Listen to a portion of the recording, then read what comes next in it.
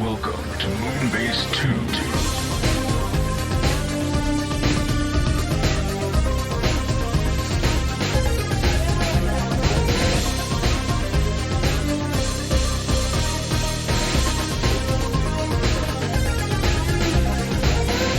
Hello everybody and welcome to the Moonbase 2 podcast. My name's Andy, Corporate Commander TFW, and once again I sail the seas of the podcast world, of Ocean World, alone this week. I was meant to have a guest on this week, but unforeseen circumstances prevented such a collision of personalities.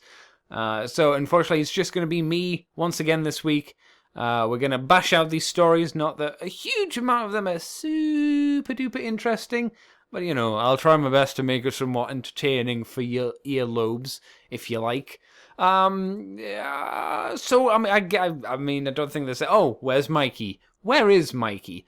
Mikey is either in one of a few different positions at the moment. He's either still in the fuck bucket, that being he's still ill. He's in the second position, which is... he's recovered, but he doesn't want to chintz it and fall down the well again into the fuck bucket. Or 3, which is what I think might be happening, is he told me he's picked up 3 new games this week. So maybe the boy's just like, elbow deep into some Animu games because he's got Code Vein as one of his purchases. So maybe he's just skiving the little naughty what's-it that he is. Oh, he's a silly little sausage, that Mikey. But I'm here at the grindstone, so we may as well kick off with some third-party news as Master Maid Super Deformed, which is Master Maid is a third-party company who we may have talked about on the show in the past, but it just kind of mushes together as you know. They're showing the SDT-07, so it's not the first rodeo, as they say. God Jinrai. So you can probably tell what this is. It's going to be some kind of God Jinrai. What makes this unique? It's a super deformed, or in quotations, chibi style transformer figure, which doesn't transform, I don't think. I don't see any images of it transforming or anything like that, but that's not to say much because there's just like 4 images here of him only in combined form. And he's a little big thick boy. He's got a lot of stuff on. This is the 4 images we have are just him all in the Apex armor, all suited up. He's really like dense in terms of how he's done. It's a stylized version. They've even got the decal stickers that you'd see on a real grade kit for Gundam or a master grade kit. You know, the little like white like detail work, like words that would be like, this is don't pull here or vent, and it would have like a little arrow pointing up to the vents. It's like those kind of details. So it looks quite nice. I don't know whether those are stickers on this figure, if they're printed onto or tampoed on to the plastic. It doesn't say anything. The head's not like chibi styled as in it's overly sized. It's more just these slightly misproportioned little squat little prime. Even without what I assume is the armor, he still looks quite thick. His gun's really cool, though. It's like his standard ion blaster, but then it looks like it's got like a sight on it, and then it's got an underslung knife on it, it seems. So that's pretty cool. It's an interesting look. I'd maybe be more interested to see this design aesthetic, or this idea with the design. In not a chibi styled form. I mean, it's still Optimus Prime in God armor at the end of the day, Apex armor at the end of the day. And I can't tell if it transforms or not. It might not. But in the story here that I've got up, it doesn't really say either way, so I can just kind of shrug my shoulders and go, I'm gonna go with no, because chibi designs don't often. They can, but they don't often go with the whole transforming thing. They usually sacrifice that for the stylized look, but maybe it does. I think they do say that this figure looks quite powerful and cute. This is them saying it, not me. At the same time, and of course, it can split into Jinrai, Super Jinrai, and the final combination. So it looks like you can take the armor off and do all that kind of gubbins and woo-woo as well. So maybe it does transform, and I just can't tell. I don't know.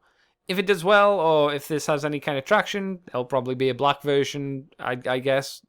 I think companies should, if they're doing God Convoy, God Jinrai, they need to edge a bit more to the fire guts, because, you know, that was at least in the show as well. It's not always just Black Convoy. I don't know. Anyway, Transformer Elements, element, singular, not plural. Transformer Element, or Transform Element, wow, Andy, terrible, are showing their masterpiece-scaled G1 Mirage figure, Mirage, if you like, which doesn't have a number listed for it, because they've done the TE-01S, which was their G1 Optimus Prime sleep mode, if you remember that, and... yeah, so there's no like fancy title for it, anything like that. They're going for a cartoon accurate look, which, you know, okay, cool, dandy, all that kind of jazz. There's not, I mean, we see him stood next to the Masterpiece Sunstreaker, and he looks like he's slightly taller, not massively, maybe less than Sunstreaker's forehead. You know, the black forehead higher, taller. So it's like, it's not much bigger. If it is bigger at all, it might just be, you know, because Sunstreaker's slightly further back. It's just given that look. I mean, it looks like Mirage. We don't see him in vehicle mode, but it seems he can kneel down on one knee almost perfectly and have his other leg like support him forward. So that's always a good indicator of like how good the articulation is leg wise. If they can have one knee up and one knee to the ground. If you can get that pose and make it look fairly natural, that's usually a pretty good decider, I find, on articulation, at least, like I say, for lower legs. Like I say, no examples of what the vehicle mode looks like. I mean, we can imagine what it looks like. It's going to look like his vehicle mode. It's okay. As usual, I don't have a huge affinity for Mirage. If he was the G2 variation, I'd be like, oh, well, okay, yeah. Intense pink and intense, like, lime green. Okay, that would be something. But that's the only way you get me with this. But the overall mode looks like it's going to be fine. It's just, hey, he's more cartoon G1 masterpiece style Transformers. As me and Mikey have said, it's kind of drops into the shrug your shoulders and go, yeah, here's some more, I suppose. Here's some more. On some, I guess, more unique stuff, we have some full color samples of the XM Studios premium collectibles. Some of their things, as well as some non-colored ones. But we'll start off with the colored one, which is Grimlock. He is 1/10 scale, so he's a 10th of the size of the proper toy. The new XM Studios have shown full color samples of Grimlock statue at the Singapore Toy, Games and Comic Convention of this year. So we have some nice images. There's no information on price or release details on it at all, but we can have a look at the statue, which seems to have both a transformed version into robot mode and a smaller dinosaur version as well. I'm not sure if they're suggesting that they're sold together or if they're two separate ones. It's a fairly nice design for Grimlock, though. It's maybe a bit too greebly detailed. It's not like the movies where it goes a bit too hard, but this could easily be a Bumblebee 2 sequel design, and it worked quite well there. It's got the usual Grimlock aesthetics to it, but he's got quite a nice face design. Unfortunately, no teeth, which I know Mikey's always disappointed by because he loves them teeth. The Grimlock, the dinosaur mode for Grimlock looks... I mean, I'm no dino expert. It looks like what you would imagine the T-Rex from Jurassic Park to look like if it was a robot. It's got that kind of design for the head. It's that shape. It's that shape just in general. Maybe the legs are a little bit more slender, but it's if you imagine that dinosaur from Jurassic Park, the first one, but without skin and just a robot, that would probably be it. Pretty decent, pretty solid. Interesting looking statue, decent design. This isn't a design I would be opposed to seeing in a, like I say, in a live action film. So that's kind of cool. Also, oh no, I closed one of the stories down. So, oh, there it is. Yeah, one of the other things that they showed was the great prototype of Soundwave, known for being the master of sounds. That's not true. On his base as well, there is a Ravage, there is a Rumble or a Frenzy, depending on your preference, and there's no color to it, so who knows. There is a Laserbeak, who's by his shoulder, and a Ratbat, which is crawling very slowly out of his boob, which is flapping open. So yeah, all of these again are designed quite nicely. Because it's all grey, it all kind of mushes together and it looks like there's too much on it. But I'm sure once it's all coloured up and everything, each of the individual cassettes will pop a little bit more. I'm not sure about the idea of having Ratbat just constantly kind of flopping out of his chest. Again, maybe that'll work better once it's been all coloured up, but it just kind of looks a bit weird here. I almost hope that it's an optional thing where you can either have that there or you can take Ratbat out and have the cassette deck closed. That might be a better look, a more coherent look. This, I don't think, offhand looks like the design from the Bumblebee movie. But I could be wrong. Could very easily be wrong. Still, good solid look. Laserbeak's a bit different. But no, yeah, again, fairly impressive looking little statue, I would say. And the last one that they showed off was a 1/20th scale G1 statue.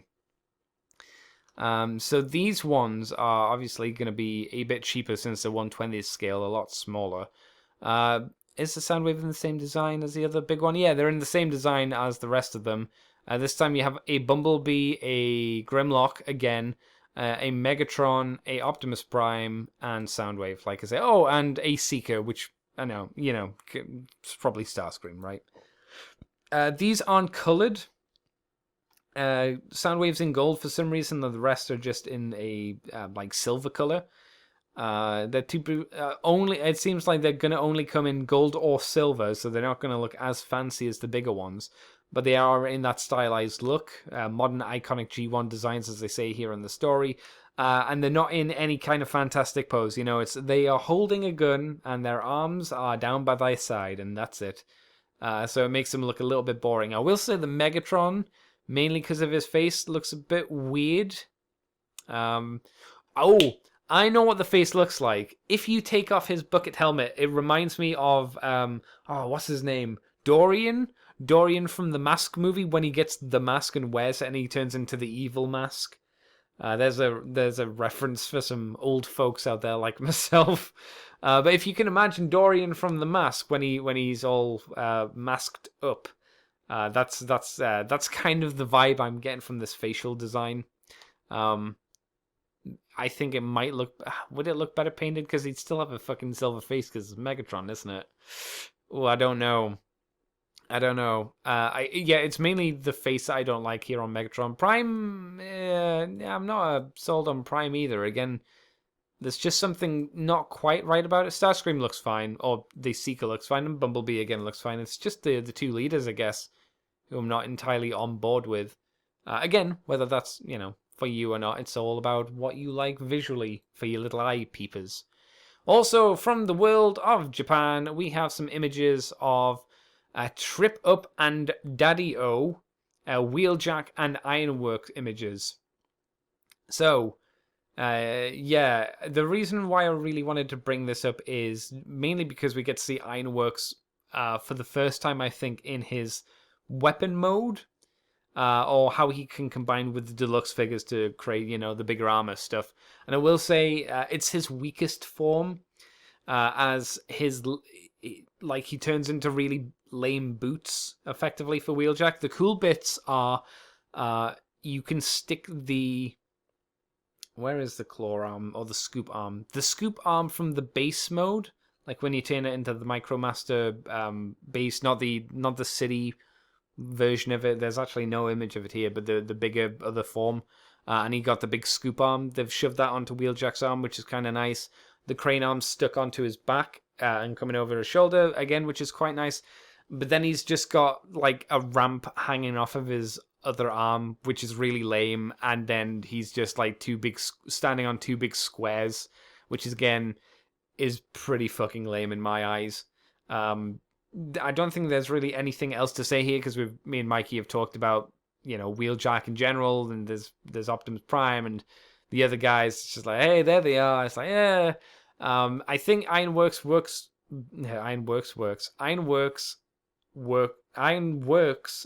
best. We'll go with that instead. He looks best as a robot and as a city mode for the Micromasters to work from. At least in the promo images.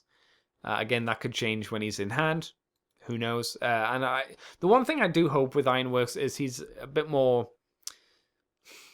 What's the word? A bit more tight, a bit more stable in his alt modes, because I definitely felt that Brunt was a bit floppy. Like I wanted more stuff to peg in to like tighten him up, which just wasn't the case. So I'm wondering if that'll be the same here with Ironworks.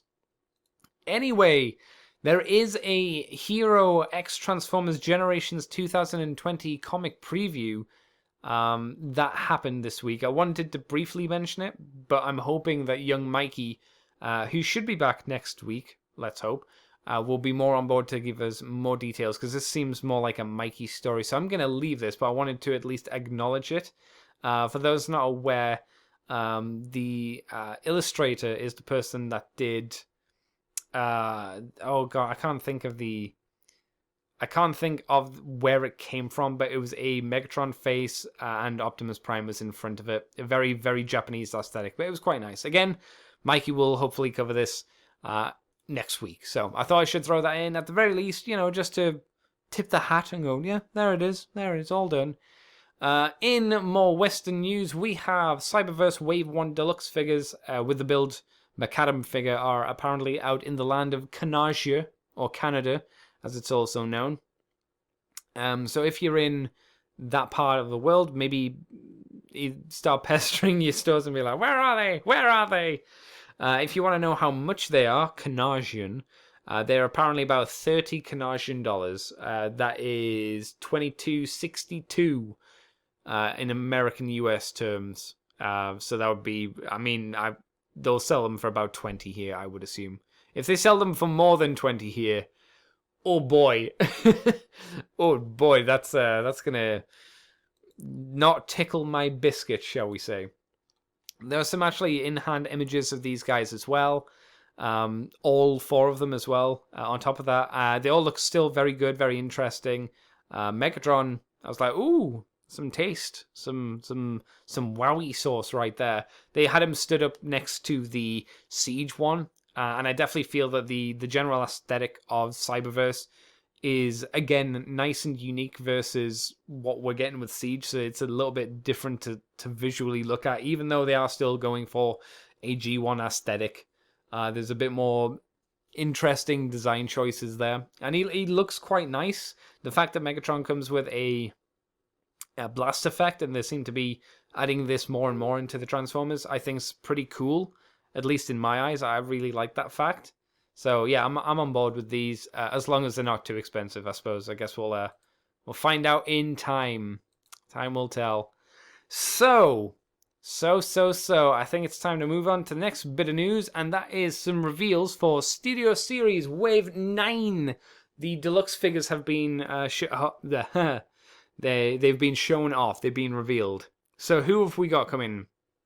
Well, we have Dark of the Moon Roadbuster, who was one of the wreckers. He was the green race car dude. We have Shatter. This is the jet alt form of Shatter. So if you're waiting for that one to come out, she be here. She's obviously from Bumblebee, if you weren't aware of that. And then we have a bit of a weird one. At least I find it weird. We have Bumblebee. Jeep alt form from the Bumblebee movie, which was there for not a huge stint of time. Was it even around for 20 minutes? Probably not. But I will say, out of these 3 figures, if it wasn't Bumblebee, if it wasn't Bumblebee and if it was someone else, that's a pretty neat design. I saw some people saying Alternator Swindle, and I'm like, well, yeah, it's a, the kind of vehicle that Alternator Swindle was, and it's yellow. But it doesn't look too bad. I mean, it is still a Bumblebee, but flick that head off and don't do Hound, though. Be a bit more creative. But yeah, it doesn't look too bad. I like the chest design on it, which is obviously faked. It's not. At least I'm pretty... No, yeah, there's no way... I'm just looking at the vehicle mode, like, yeah, there's no way that turns into the actual chest. But no, it looks pretty solid. Yeah, what's the name? Shadow. Shadow, again, doesn't look too bad. Her jet mode, fine. It looks okay. But the robot mode, again, quite good, quite solid. It looks like she doesn't have a mouth, and it looks more like a battle faceplate has gone over her face. I don't know if that's true or not, but that's what the images look like here. And I can't remember if people said the car was great or if they were waiting for a jet version of her. But maybe this one will be superior to the car one, or maybe the car one will be superior to this one, and you're just going to have to either buy both or pick your poison with her. And I have very little to say about the Wrecker Dude, because I have absolutely no affinity for a character that I'm not sure even spoke in the movie. He also seems to be carrying the side doors on his back as well, and I assume probably his roof as well. So that's not a great sign. He's probably, visually, from what we can see from these promo images, he looks like he might be the weakest out of the 3. But there you go. I wonder if they've done most of the Wreckers at this point then. Sorry, I didn't mention the vehicle mode. The vehicle mode looks fine. Looks like it probably should do. It's just more of a shrug and go, yeah, okay. Okay, so I think at least 2 of these figures look pretty solid, while one is just kind of meh, at least by my standards, by the standards of Andy, the best standards. Right, yes, the last bit of news we have, because yeah, we're already done, is the fact that Greg Berger will be attending the March 2020 TFCon Orlando. That is March 2022.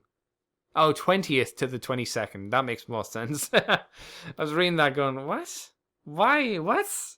My brain just completely closed off and decided to slowly implode on itself. But yes, that's what you get. Excuse me. Greg Berger, great guy. Had a lot of fun with him at previous auto assemblies and TF Nations. I think he's been to TF Nation. He might not have. Either way, he's been to UK conventions, which I've been to, and he's a great guy. So that's good. It's always good to see Greg. He's a fun lad. He's a good bean, that Mr. Berger. And that's it. Like I say, that's all of our news for this week. And without someone to bounce these off, I've just kind of smushed through them well, good, and proper hard in it. So, I guess we move on to what have I been up to this week? What have I done for fun? I finished the anime The Devil is a Part-Timer, the show where it's the reverse idea of an isekai. The isekai genre in anime is usually a guy from our world gets sent to a fantasy world and is overpowered. This is where the big bad guy of the fantasy world comes over to our world, but then loses all of his power. And has to survive here, meaning he needs to get a job, so he starts working at a food joint. And I'm pretty sure the place was called McRonald's, and I'm pretty sure, again, that the place in Trading Places, the Eddie no, it wasn't Trading Places. Fuck, what was the Eddie Murphy movie? When he moved to, he was an African prince, and his dad was James Earl Jones, and he moved over to America, and he started working in a fast food place. Oh, fuck. That's annoying. Damn it, I can't remember what it's called. No, because Trading Places is the Dan Aykroyd? Yeah, Dan Aykroyd movie with Eddie Murphy, and it's got Jamie Lee Curtis where she gets a baps out. I'm pretty sure that's Trading Places. Shit, I can't... Something in America, right, isn't it? It's not moving to America.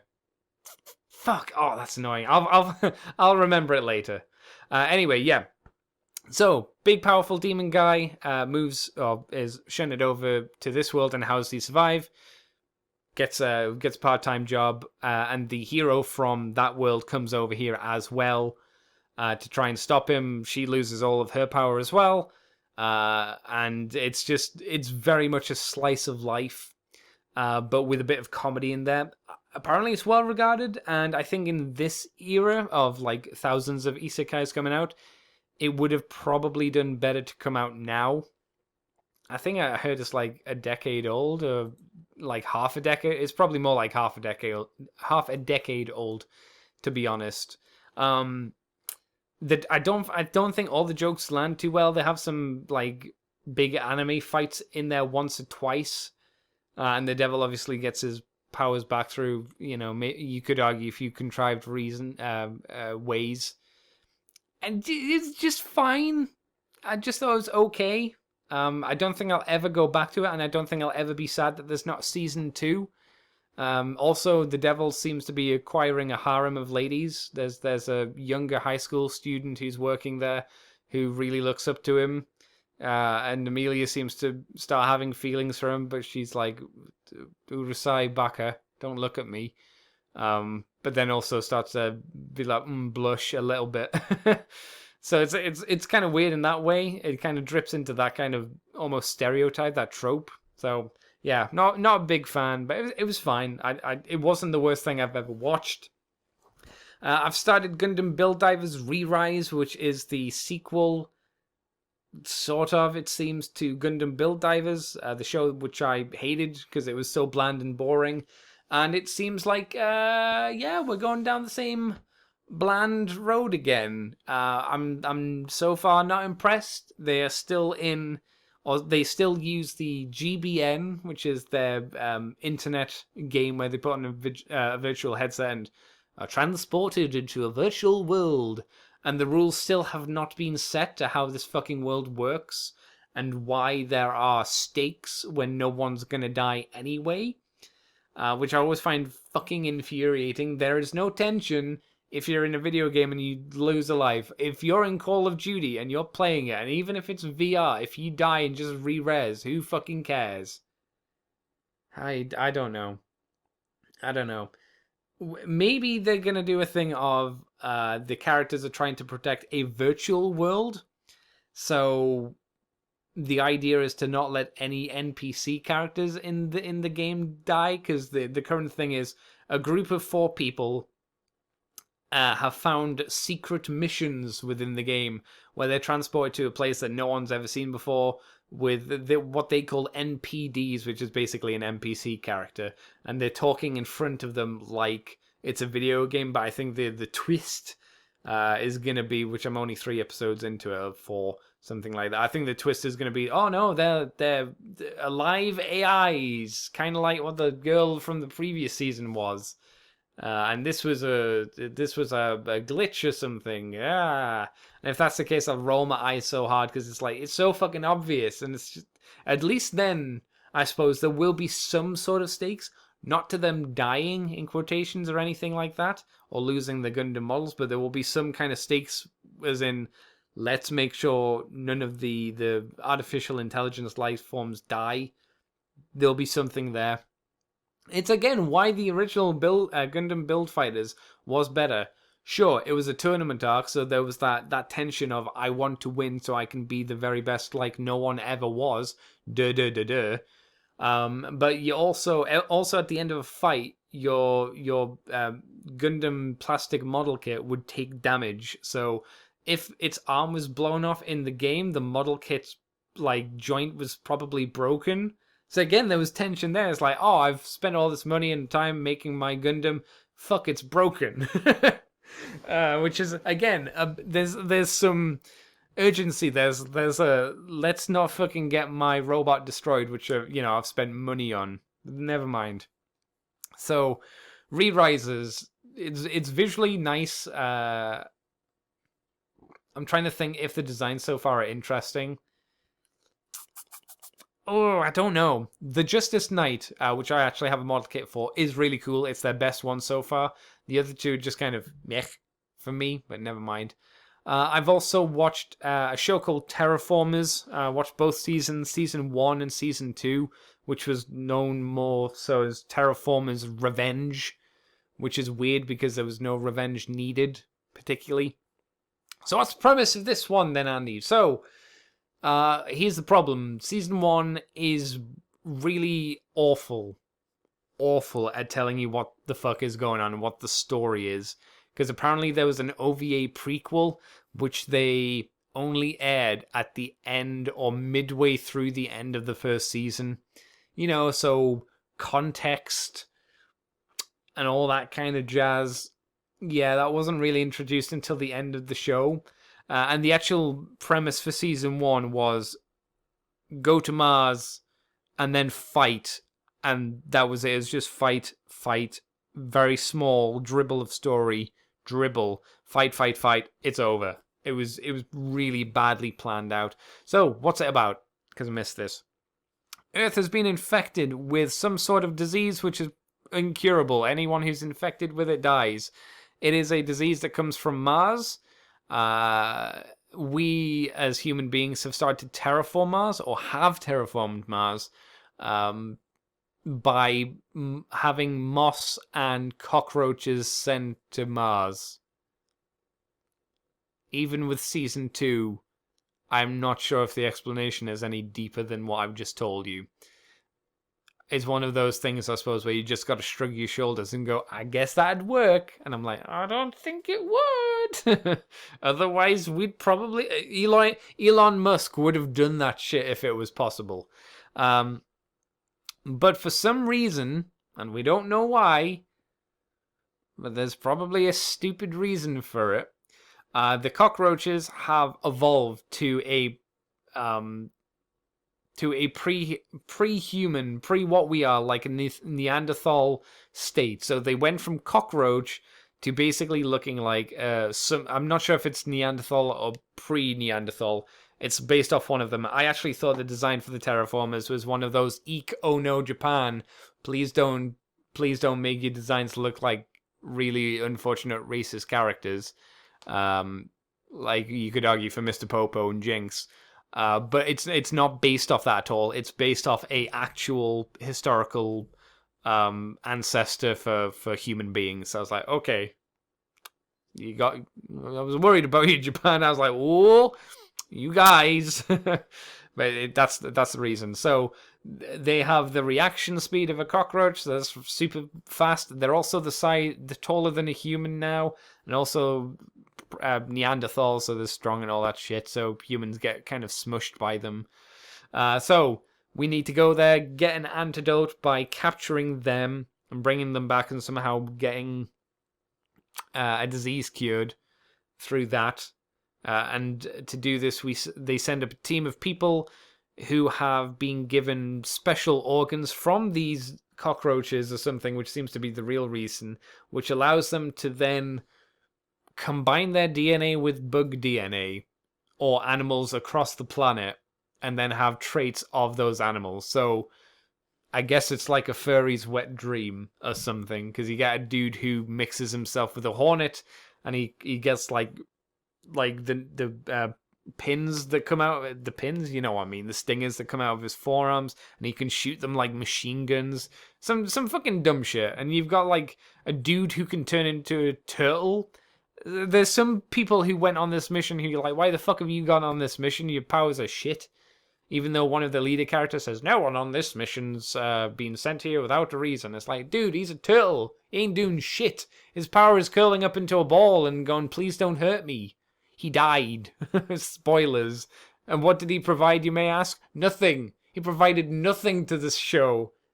So they are attacked while trying to reach Mars. The terraformers somehow snuck on board. We find out later that it was a conspiracy all along, because it's a joint venture between all the governments of the world to try and cure this virus, but it seems like there's political woo-woo that's never really dripped into. It's just kind of danced around, which is really annoying.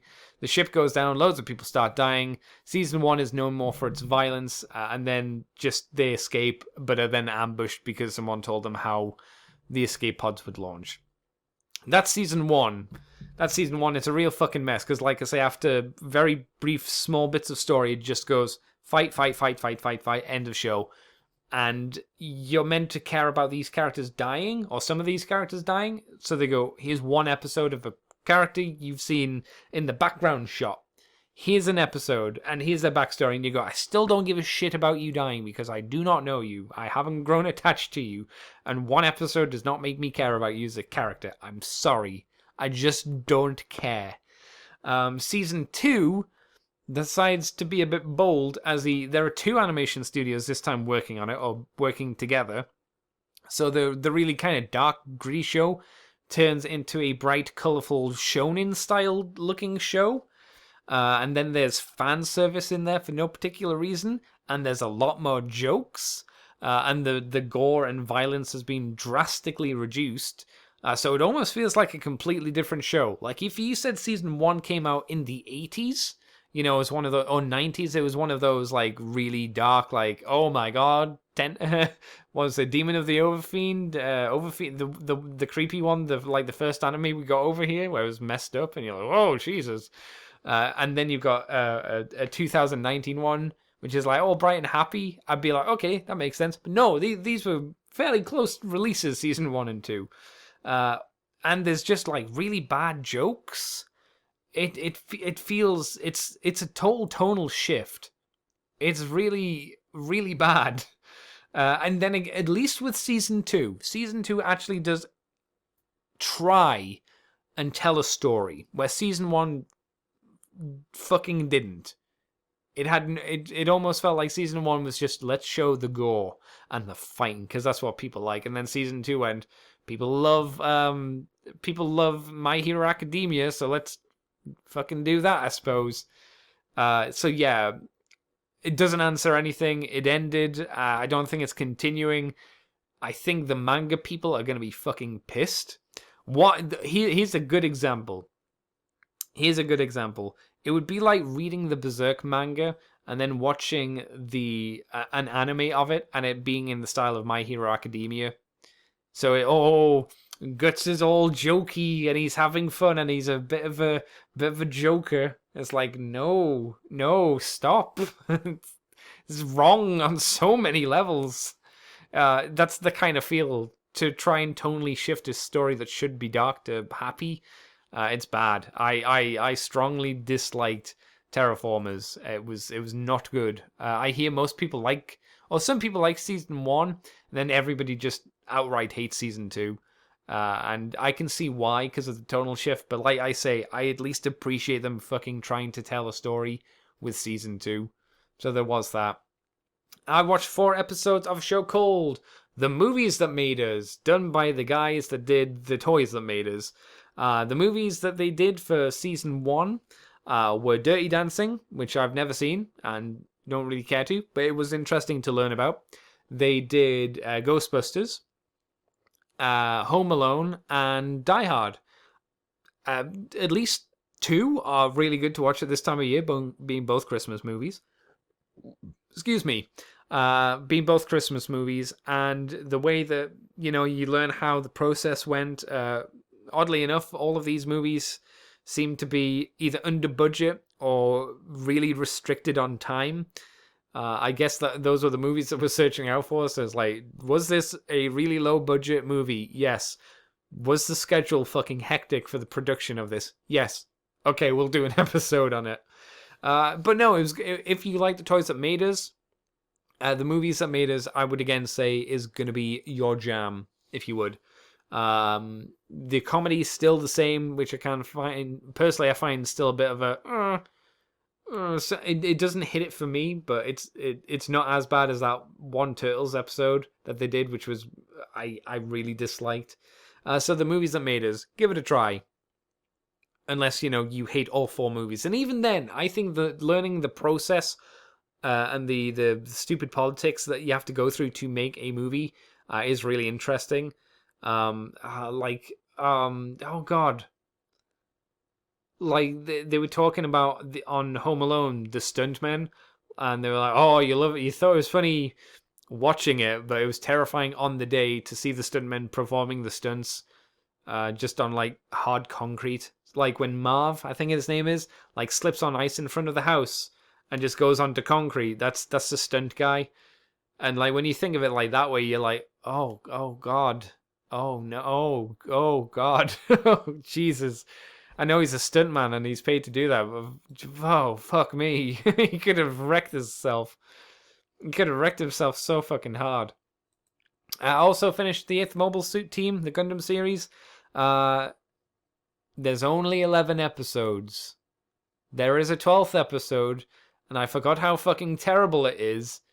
And it is literally a waste of time with characters that you don't really care about. And it's more of a really bad epilogue episode that does nothing. So remember, if you watch the 8th Mobile Suit Team, 11 episodes are great. It's a fucking great Gundam series, standalone. You don't need to see anything else to enjoy it. You can, obviously, but you don't have to. But then that 12th episode, you can either watch it if you really, really, really want to. I wouldn't. Or you could just say fuck it and throw it in the bin, which is what I would personally do because it's garbo. Fucking garbo. I also saw my mate Matt twice this week, which was really nice. I saw him once on Wednesday, where I made him watch Die Hard for the first time because he'd never seen it before. Unfortunately, my friend Matt has this tendency, at least, I don't know how he does it when he's on his own, but when I'm there, if he watches something he's never watched before, just in general, he's either on his phone or we're chatting. So I've seen Die Hard, but I was like, you've never seen Die Hard, and you're not fully paying attention to Die Hard? What's wrong with you? I'm like, God damn, this boy still hasn't seen Die Hard, not properly anyway. So yeah, it was in the back of my head, just like, God damn it, you're wrong. You're doing it wrong. Should be fully concentrating on motherfucking Die Hard. So yeah, we did that, hung out, and then he came around here on, when was it? It was Saturday. It was yesterday. That's right. And he helped me put up the Christmas decorations because it is a bleak and very long process for me alone to put up the Christmas decorations in the house. And somewhat dangerous, getting big, heavy boxes out of the loft on my own, carrying them down a very rickety ladder is quite difficult. So having a person I can just throw them at is a lot more helpful. So yeah, that was good. I very much appreciated that. And we watched Hook, because, that's a fucking good film. That's a fun film. Again, we talked through it because we've already seen it, but that's fine. He'd already seen it as well. And we decided that Peter Pan's teddy bear, you may remember what Robin Williams finds his teddy bear in a hidey hole tree. We decided the bear's name was John, and the reason why Peter was after him so bad was because it had crack cocaine in it. John the crack cocaine bear, all the way from Victorian London. Only the finest crack bears. It's a fun, if you haven't seen Hook, I highly recommend it. 1991 though. That horrifies me. That it came out in 1991. Whoo boy. Woof. Woof dear. Don't like that. But it's a fun movie. It's a fun Christmas-y-ish kind of film. It kind of takes place at Christmas. I mean, there's snow when they go to London, so I don't know. You could make a sort of argument and say it's Christmassy, but it's not really. It's just a really good, solid movie. It's a fun Robin Williams one as well. He's a lot of fun. And it's got the most relatable character as an adult in, which is Captain Hook. When he's like, my life is over, I'm gonna do it to me, I'm gonna kill myself. I just looked Matt dead in the eyes and said, as a child, I didn't know why he was doing this. As an adult, this feels so painfully relatable. Stop me, Smee. Stop me, Smee. You're a sadistic man, Smee. I was gonna kill myself. I'm sorry, Captain. You got fucking Bob Hoskins as Shmee. Uses his earwax to do to do Captain Hook's mustache. It's a great film. I love it so much. There's a confusing bit where he learns to fly again, and he flies out of the tree. He's wearing his lawyer getup, so his black pants and his white top. He flies out of the tree.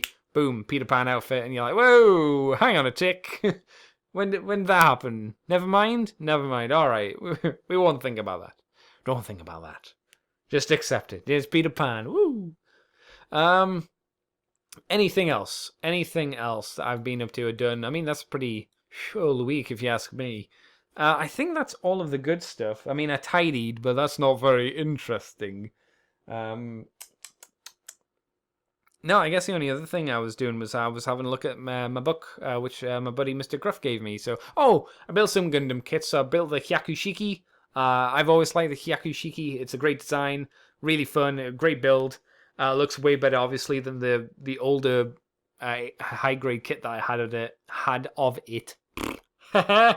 And I also built the Justice Knight Gundam from Re-Rises, which is, again, a really, like, that is a 2019 kit. Like, it's really tight. It's got no polycaps in it at all, but all of the plastic is, like, buttery smooth and was really fun just to cut out of the sprues and shave down and everything. It's got some good weapons on him. He's got a lance, which he can hold like a gun as well. He's got a shield. He has a cape. And those three things can be combined together to be like a flying bird almost design. The worst aspect about him is he has a sword, and the sword which he can store in a sheath, which is cool. The sword's actually really lame. It looks like a butter knife. Actually, no, it looks like a plastic sword that you got from the 90s. You know, when you're like, I want a Teenage Mutant Ninja Turtle sword, and it's all rounded off at the end. And you're like, I'm still going to bash your head in with it. It looks like one of them, so it's a bit disappointing. There's not even any stickers on it to make it shiny. It's just one solid bit of white plastic. So that's the only disappointing aspect of the figure.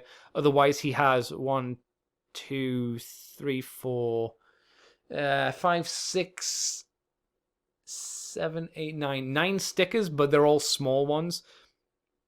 He has 2, 4, 6 black ones just to basically put onto vents where there should be black. That's fine. That's perfectly fine. And then the other ones are just eyes and forehead or head cameras. So again, that's really good. That's the parts. The color separation on this is fantastic. Top kit. If you want a Gundam kit and you like the look of the Justice Knight Gundam, I would say yes. Definitely a yes from me. Anyway, that will be the pod. Oh, hang on. Yes, that was the other thing I did this week, which was I put out the Patreon show where me and Gruff talked about Gotrek. It was a joint, combined sexual effort from both me and Gruff as I went on both of our Patreon shows, because I thought, well, it would be unfair to do a subject that is Warhammer-based, since he does a Warhammer-based podcast and has a Patreon, if we didn't combine our powers. So if you enjoyed it and you want us to talk about more Warhammer characters, whether they're 40k, I suppose, or AOS or Old World, we'd be more than happy to do that. You know, let us know, give us that damn day feedback, because that's always good. And if you want to contact us, imagine Mikey's here and he's saying the usual places you can contact us.